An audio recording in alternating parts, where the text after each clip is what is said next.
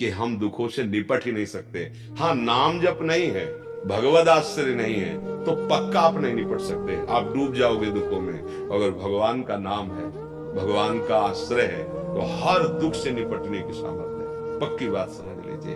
अब आजकल लोगों को विश्वास होता है ये छूछा वाली बातों में, नहीं होता है, थोड़ी राख दे दे चाहे चूल्हे की दे दे आप खुशी हो जाओगे, हाँ आप खुशी हो जाओगे कि अब तो हम निरोग हो गए।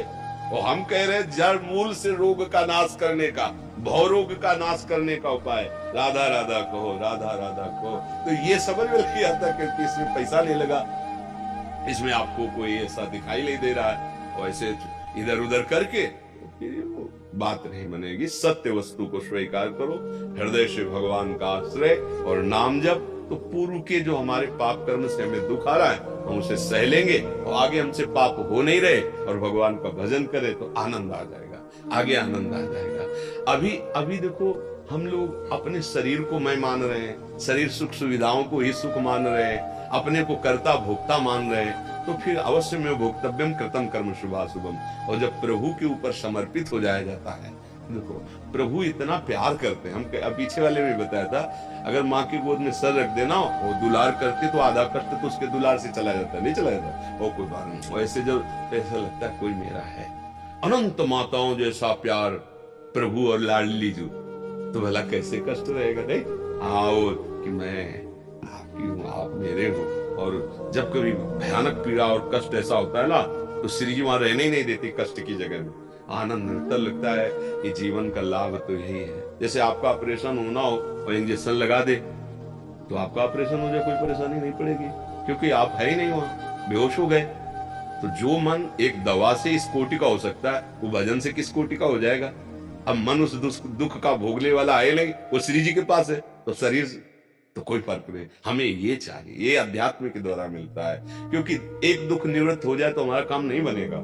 लाइन लगी है नहीं, दुख पे दुख, जिधर देखो उधर समस्या ही समस्या। कोई एक ऐसी बात हो जिससे सब समस्याओं का समाधान हो जाए, वो है भगवान का आश्रय। जैसे मछली को समुद्र में छोड़ दो ना, आनंद मगन हो गई, तो सुखी बीन जिमी नीर अगाधा, तिमी हरि शरण न एको बाधा। भगवान की शरण में हरि स्मृति सर्व विपद विमोक्षणम, भगवान का नाम और सहो। भगवान अवतार लिए तो लीला में देखा कि दुख वाली बातें हुई कि नहीं, साक्षात देवताओं से प्रकट हो रहे पांडव जन, कितना कष्ट पा रहे। संसार दुखमय है भाई, अगर दुख मिल रहा चुपचाप सहो, नाम जप करो, आगे बन जाए। अब हमको ऐसी कोई गंदी योनि न मिले, ऐसी जगह जन्म न हो जहां हम भारी कष्ट उठाएं। अब हम अगर जन्मे भी तो ऐसे बुद्धिमान मनुष्य के रूप में जन्मे कि लोगों का कल्याण हो, लोगों का मंगल हो, और हम स्वयं आनंदित हो और नहीं अपने भगवान के पास चले जाएं। दो में एक बात हो, अगर जन्म हो तो ऐसा हो जो समाज को प्रकाशित और सुख देने वाला हो, भगवत भजन में लगे और जगत का मंगल, माता पिता परिवार सबको सुख प्रदान करने वाला हो।